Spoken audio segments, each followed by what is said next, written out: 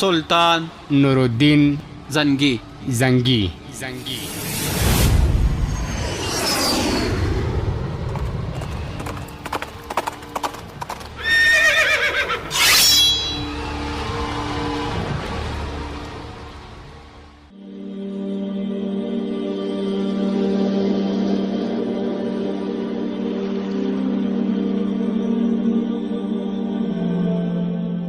د ستورو مزل د خپرونې او د سلطان نورالدین محمود زنگی د داستان یا ناول د خپرونې خاصو مینوالو، د نن خپرونې کوربه مو زه عمران الدین نیکمل یم. نن د سلطان نورالدین محمود زنگی د داستان یا ناول دوهمه برخه درورو. دا چې په تیره لومړۍ برخه کې څه تیر شو، لومړی راځو د هغې وروستۍ برخه درورو چې هغه برخه په کوم ځای پای ته رسېدلې وه. خو په دې هیله یم چې دا خپرونه را سره هم د نور خپرونو په څیر تر پایه پورې واورئ او ما یوازې پرې نږدئ. تاسې په تیره برخه کې اورېدلي وو چې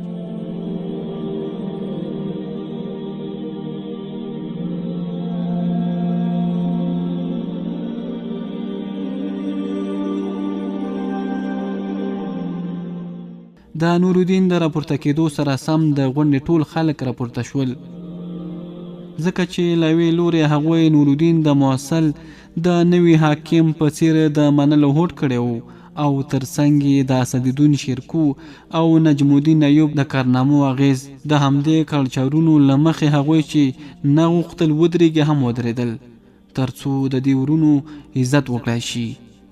شهزاده نورالدین زنگی اسدالدین شیرکو له لاسه ونیو او د خپل ځان سره یو ځای کېناوه. اسدالدین شیرکو په ډډو سترګو شهزاده ته وکتل، بیا یې وویل: شهزاده. د شهزاده نورالدین زنگی سترګې سرې او اواز یې ډډ شوی و. ویې ویل: شیرکو لږ صبر وکړه. اسدالدین شیرکو هم په ډاډ او ژړغوني اواز وویل: کاشکې زه خو له مخکې مخ ته را رسېدلی وای. د ټولو سترګې لومړی د حیرانتیا نه او بیا د ملامتیا نه ټیټې شوې. اسدالدین شیرکو وویل: شهزاده، 2 قاتلان مې له منځه یوړل، خو درېیم راڅخه ځان وویست.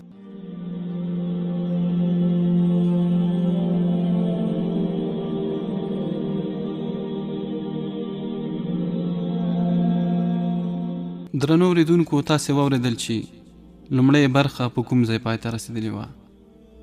د سلطان نورالدین محمود زنگی د داستان یا ناول دوهمې برخې ته د شهزاده ترې په حیرانتیا سره وپوښتل، له همدې جملې څخه دوام ورکو. شهزاده ترې په حیرانتیا سره وپوښتل: ډېر ښه، 2 قاتلان ووژل شول. اسدالدین شیرکو ځان کنټرول کړو او ویې ویل: هو درونده شهزاده، کیدای شي چې قاتلان د دې بد عمل د انجام وروسته د هغه ځایه تښتېدلي وای، خو کله چې زه د پهرې نه بیرته راستون شوم نو دوی د تېښتې هڅه کوله. 2 خو یې ما همالته ځای په ځای له منځه یوړل، خو هغه درېیم د تیارې نه په ګټې اخیستلو سره ځان څخه پټ کړ. شهزاده د غم نه خپل سر کلک ونیو او وی ویل: اوف ظالمانو، دې بزدلانو به په خوب کې زما په پلار حمله کړې وي. اسدالدین شیرکو ورته وویل: ډېر د افسوس خبره ده چې د امیر د خیمې ترڅنګ هیڅ ساتونکی موجود نه و. شهزاده د اسدالدین شیرکو تایید وکړ: یقینا چې دا د حیرانتیا خبره ده. ډېر ښه، قاتلان ونیسئ او سم د لاسه یې حاضر کړئ. حاضرینو په حیرانتیا سره د نورالدین محمود زنگی په لور وکتل. د قاتلانو په اړه خو وویل شول چې هغوی د موصل امیر عمادالدین زنگی وژلي او بیا د هغه ځایه د جابر کلا ته تښتېدلي دي. اوس د اسدالدین شیرکو د وینا څخه دا ډاګیزه شوه چې هغه 2 کسه قاتلان وژلي او درېیم ترې تښتېدلی دی. اوس نو شهزاده د کومو قاتلانو د نیولو او حاضرولو فرمان صادر کړ. ټولو ته دا احساس شو چې یا خو شهزاده په غلطۍ سره دا خبره کوي او یا په دې وخت کې د هغه دماغ دومره غیر نورمال دی چې ان ژبه یې هم په واک کې نه ده. د لښکر قاضي تر ټولو مخته د دې غلطۍ په لور اشاره وکړه او وی ویل درونده شهزاده، اسدالدین شیرکو همدا اوس دا ګیزه کړه چې 2 قاتلان یې په خپلو لاسونو وژلي دي او دریم کس ترې تښتېدلی دی. زما په اند چې د ټولو هغو خلکو چې د امیر عمادالدین زنګي د شهادت سره لږه څه اړیکه هم ولري نومونه ډاګیزه شوي نه دي. تر هغې پورې د خلکو د نیولو مسله د شاته وغورځول شي. اسدالدین شیرکو هم د شهزاده د بې تدبیره حکم حیران کړی و، خو د لږ غور نه وروسته دې پایلې ته ورسېد چې شهزاده د ویرې په حال کې د قاتلانو د نیولو حکم صادر کړی دی. په حقیقت کې هغه د ساتونکو د نیولو حکم کاوه، نو هغه د شهزاده په دې غلطۍ باندې د پردې اچولو په خاطر څرګنده کړه چې د شهزاده په ذهن باندې د مرحوم امیر د شهادت اغیز دومره زیات دی چې خپله ژبه یې هم کنټرول نشوی کړی.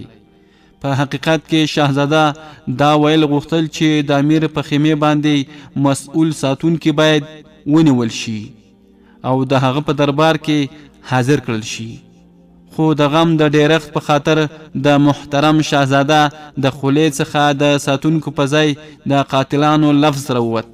شهزاده ته هم خپله غلطي احساس شوی او د هغې د اصلاح لپاره یې موازن الفاظ لټوه، خو اسدالدین شیرکو د هغه دا ستونزه حل کړه. شهزاده سم د لاسه وویل بالکل بالکل، ما همدغسې ویل غوښتل. د لښکرو قاضي یو ځل بیا اعتراض وکړ محافظین خو به ونیول شي، خو اوس د نوي امیر د ټاکلو مسله تر ټولو مهمه ده. د انتخاب نه مخته په بلې کومې خبرې باندې بحث کول د مصلحت خلاف کار دی. اسدالدین شیرکو د شهزاده نورالدین په لور وکتل. نورالدین زنګي هم د هغه په لور کتل. کله چې د دواړو سترګې ولګېدې نو نورالدین محمود زنګي خپلې سترګې ټیټې کړې. د دې مطلب دا و چې شهزاده هم د نوي امیر ټاکلو ته زیات اهمیت ورکوي. د لښکرو د قاضي وړاندیز د ستاینې وړ دی. زه د هغه دغه وړاندیز تاییدوم. شیرکو هم د مصلحت څخه کار واخیست. هغه ته دا معلومه شوه چې د لښکرو ټول سرداران او منصبداران د نورالدین زنګي په امارت باندې خوشحاله او راضي ښکاري. په دې خاطر یې د مخالفت په ځای د مصلحت لاره خپله کړه او د لښکرو د قاضي تایید وکړ او د هغه ملاتړ او همدردي ترلاسه کړه.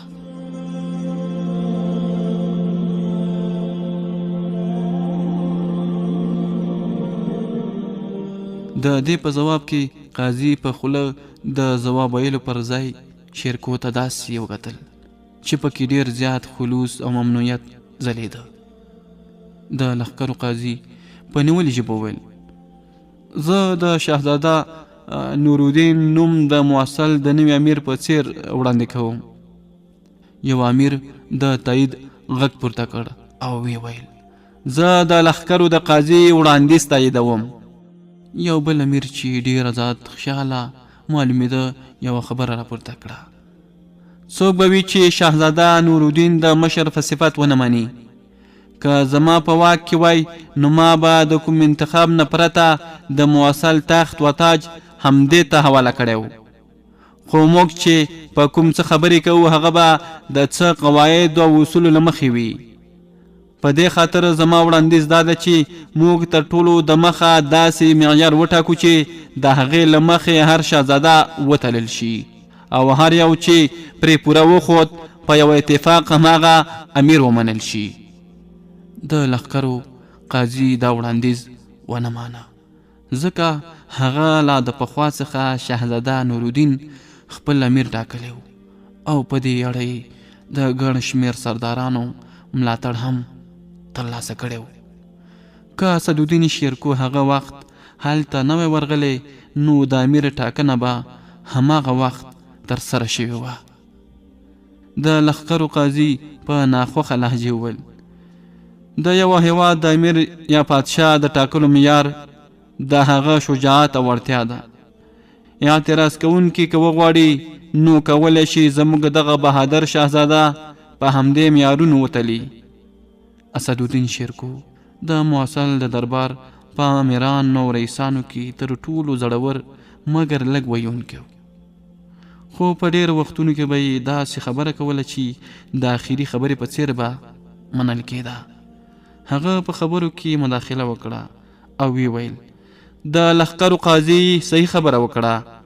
د واکمنۍ ترلاسه کوونکي باید د شجاعت او وړتیا خاوند وي، خو ترڅنګ یې زه وړاندیز کوم چې که چیرې موږ د تول او ترازو پرته څوک امیر وټاکو نو اوسني او راتلونکي نسلونه به مو ونه بخي. په دې خاطر د امیر پر وړاندیز باندې فکر کول ضروري دی. په دې وخت کې اسدالدین شیرکو په یو غشي دوه ښکاره وکړل. د قاضي مخالفت هم ونه کړ او د معیار او ترازو وړاندیز کوونکي امیر هم د خپل ځان ملګری کړ. د لښکرو د قاضي د غصې او قهر احساس لږ څه راکم شوی نو په نرمه لهجه یې وویل زه د سردار اسدالدین شیرکو د وړاندیز سره موافق یم. زه وړاندیز کوم چې هغه دې د شجاعت او اهلیت په پیمانه شهزادګان وتلي او دغه خاص دربار ته دې په اړه خبر ورکړي. اسدالدین شیرکو د لښکرو د قاضي په ځواب کې وویل د لښکرو قاضي خو زه په ډېر لوی ازمیښت کې واچولم، خو زه د ستونبنو لارو څخه د وتلو عادي یم. لومړی د اهلیت معیار دی. موږ ټولو ته ښه معلومه ده چې د یو انسان جوهر هغه وخت ښه راځلیږي چې په لاسو کې توره او د پښو لاندې اس غلي. ما ته داسې ډاګیزیږي چې دغه اهلیت او وړتیا په ټولو شهزادګانو کې شته، خو د دې ډلې نه هیڅ یو شهزاده ته د شهید امیر عمادالدین زنګي نیابت کړی او نه هغه کله کوم یو خپل ځای ناستی ټاکلی. اوس د شجاعت مسله مخته ده. په دې لړ کې ما ته د زیاتو خبرو کولو اړتیا نشته. کله چې هم امیر عمادالدین زنګي جهاد ته تشریف وړی نو تل یې له ځان سره نورالدین زنګي ملګری کړی و. موږ ته دا ډاګیزه نه ده چې ولې شهید امیر عمادالدین زنګي خپل دوه نور شهزادګان له ځانه سره نه روانول. څرګنده ده چې شهزاده نورالدین د شجاعت او تورې په میدان کې عملي ثبوت ورکړی. په دې خاطر د هغه شجاعت د شک او شبهې نه پورته دی. د لښکرو قاضي په خوښۍ سره وویل بالکل صحیح خبره ده. سردار اسدالدین شیرکو صحیح خبره وکړه. زما په فکر چې سردار اسدالدین شیرکو د موصل د امیر په څیر د شهزاده نورالدین په ټاکلو کې له ما سره موافق دی. د دې خبرې وروسته قاضي په خندا او خوشحالۍ سره د اسدالدین شیرکو په لور وکتل. اسدالدین شیرکو په لوړ آواز وویل نه، قاضي هیڅکله داسې نه ده. زه د موصل د امیر په څیر د شهزاده نورالدین زنګي د ټاکلو مخالف یم.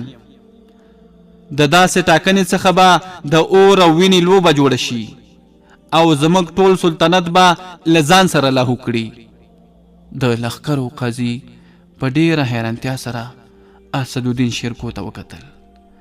شیرکو سرداره، تا خو همدا اوس شهزاده نورالدین زنګي د نورو شهزادګانو په نسبت شجاع او اهل ومانه، اوس مخالفت کوي.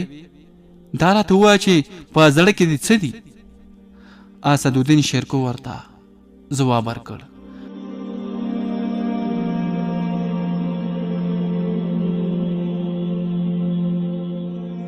دروند قاضي، تا غور کړی دی چې که موږ شهزاده نورالدین د امیر عمادالدین د یوازیني ځای ناستې په څیر د موصل امیر اعلان وکړو نو پایلې به یې څه وي؟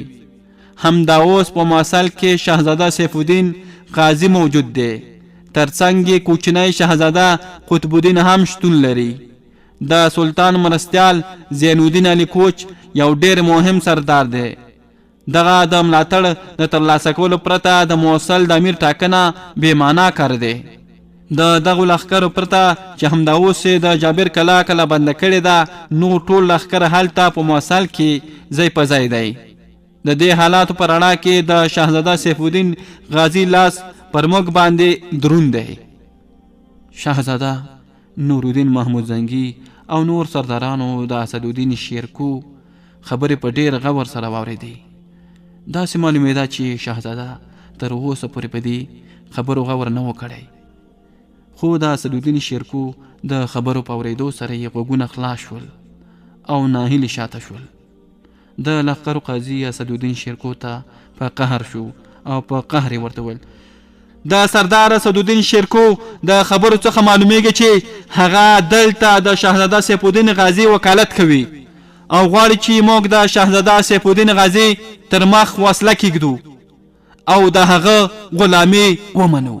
قاضي نیغ په نیغه اسدالدین شیرکو ته وویل: ووایه چې آیا ما په رښتونې توګه ستا د خبرو ترجماني ونه کړه؟ افسوس کوم چې ما یو عقلمنده او د شهزاده نورالدین ملاتړی ګڼلې، لیکن ته خو د لستوړي مار وختلې.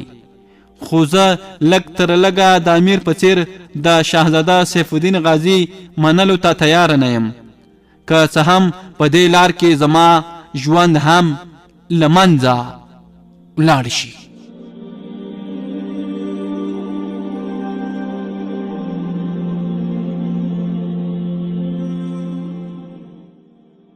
اسدالدین شیرکو خپله غوسه تیره کړه او وی ویل: زه افسوس کوم چې محترم قاضي زما خبرې په غور او دقت سره ونه اورېدلې.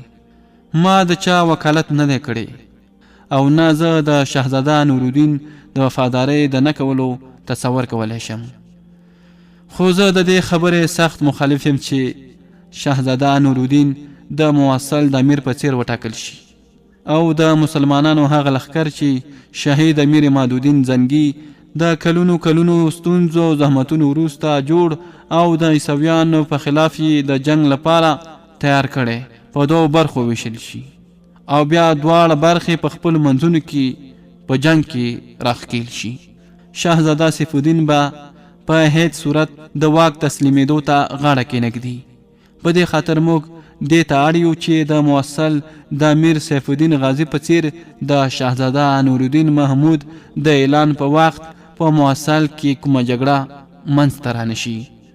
د لښکرو قاضي د اسدالدین شیرکو په ګول مول خبرو چې په حقیقت کې په مصلحت ولاړې وي ورته وویل: سرداره، ته څنګه یو د بل سره متضاد خبرې کوي؟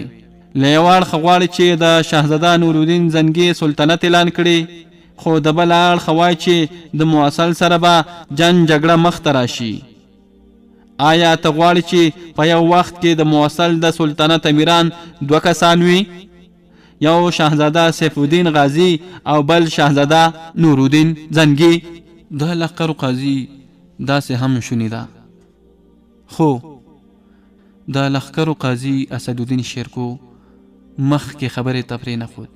دا هغه خبره یې پرې کړه او ورته یې وویل: سردار شیرکو، څرګنده خبره دا ده چې ته یا د شهزاده سیف الدین غازي څخه ویرېږي او یا بل کوم څه علت شته چې نه غواړې د هغه دښمني په سر واخلې، ولو که هغه زموږ د بهادر شهزاده نورالدین محمود زنګي حق هم د پښو لاندې کړی. اسدالدین شیرکو په جلال کې راغی او ورته یې وویل: درونده قاضي، ته په شرعي معاملو کې موږ ته لارښوونه کولی شي، خو د اوسني وخت په سیاست پوهېدل ستا د وسې نه پورته ده. د تخت او تاج مسایل په دنیوي امورو کې راځي چې پکې د مصلحت څخه کار اخیستل کیږي. زه پوهیږم او په همدې خاطر دا اعلانوم چې د شهید امیر عمادالدین زنګي یوازینی ځایناستی همدا شهزاده نورالدین زنګي دی، همدا به پر موږ حکومت کوي. خو زه غواړم چې د شهزاده د امارت اعلان د جنگ د میدان په ځای هلته حلب ته د رسېدو وروسته ورکړل شي. د لښکرو قاضي په کرکجنه لهجه وویل: صحیح، موږ ستا خبره ومنله، خو د جابر د کلام مسله به څه ډول شي؟ ځکه داسې ویل کېږي چې د امیر عمادالدین زنګي د وژلو لپاره خلک د همدې کلا څخه راغلي وو او د خپلې دندې تر سره کولو وروسته بیرته هم د همدې کلا ته ستانه شوي دي. اسدالدین شیرکو په ډېره بې پروایۍ سره ورته وویل د جابر په کلا ولکه لګول د شهید امیر عمادالدین زنګي مصلحت و.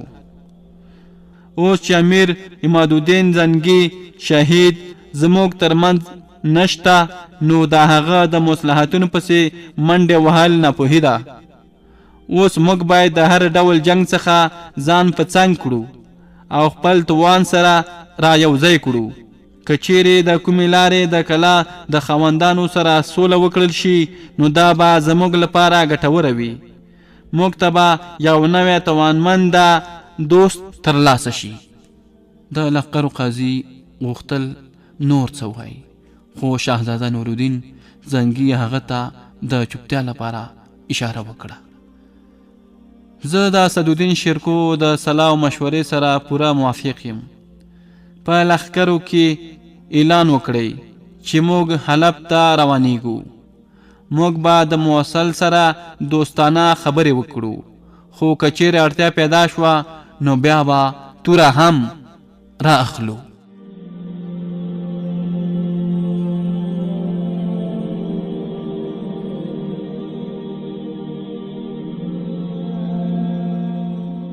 امروزه ډیره د ښه قسمت خاونده وه چې د اسدالدین شیرکو د تورې څخه خوندي پاتې شوې وه، او کنه هغه به هم د یارکتش او جبار په څیر د هغه په توره قلم شوې وه. هغه وخت چې د غلامانو مشر یارکتش او جبار د امیر په خیمه کې په امیر باندې د خنجر گزارونه کول نو امروزه د خیمې نه بیرون ولاړه وه او د هغې پهرای کوله. خو کله چې د خیمې څخه د یارکتش او جبار په راوتلو کې ځن راغی نو امروزه په خولو کې ډوبه شوه. هغه په ویره ویره د خیمې دننه وکتل.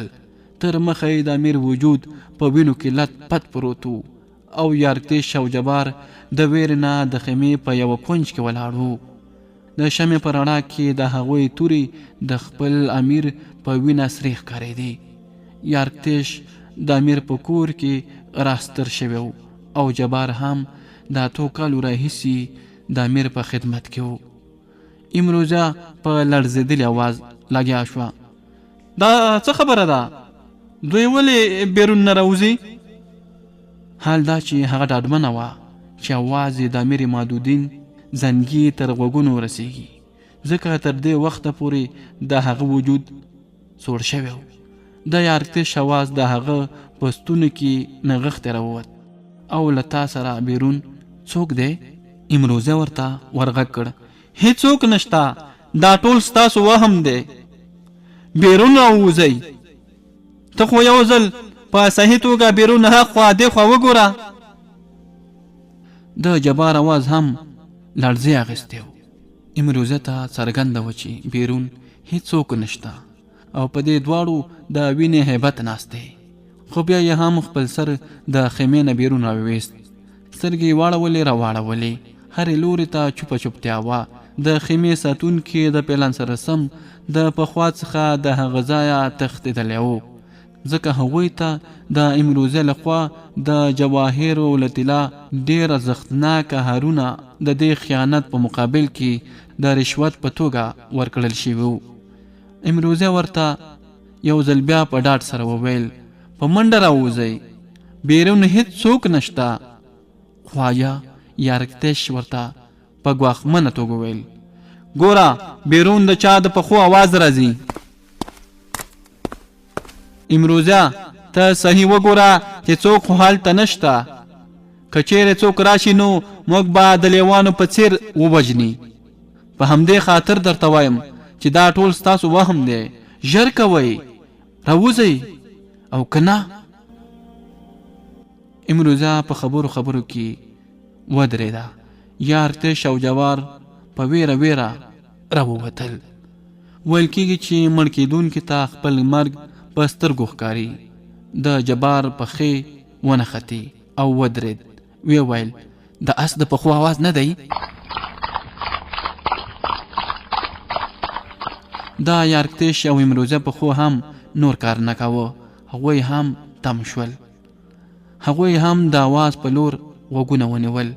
هو، دا خو د اس د قدمونو آواز دی.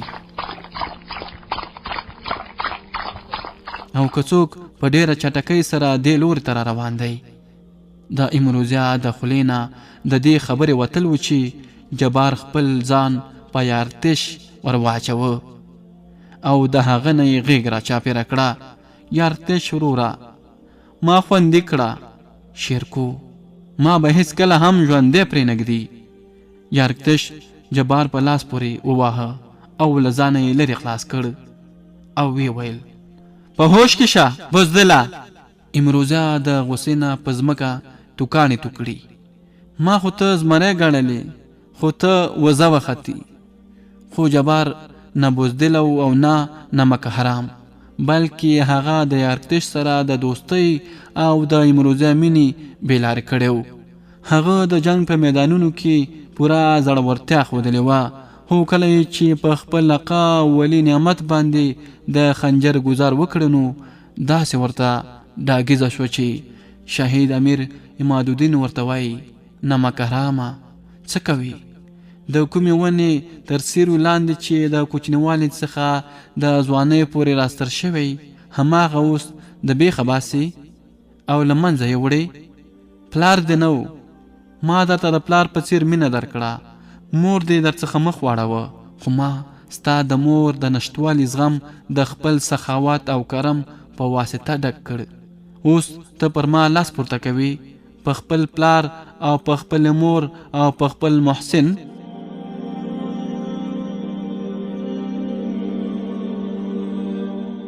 د جبار پورته شوی لاس په هوا کې شل پاتې شو. نږدې ولاړ یارکتش هغه ټیله کړ، خو جبار بیا هم په هوش کې رانغی. نو یارکتش د موصل په امیر لومړی ګزار وکړ او د جبار لپاره یې لاره پرانیسته. د هغه شیطان یو ځل بیا راویښ شوی و. په دې خاطر یې د امیر په سینه په پرله پسې د خنجر ګزارونه وکړل. خو امیر په هماغه لومړی ګزار نیم ځان ته شوی و. کله چې سترګې پرانیستې نو مرګ یې لا د مخکې نه د سترګو دید اخیستی و. د امیر عمادالدین زنګي سترګې چې څنګه پرانیستې وې هماغسې بیرته کرار کرار پټې شوې.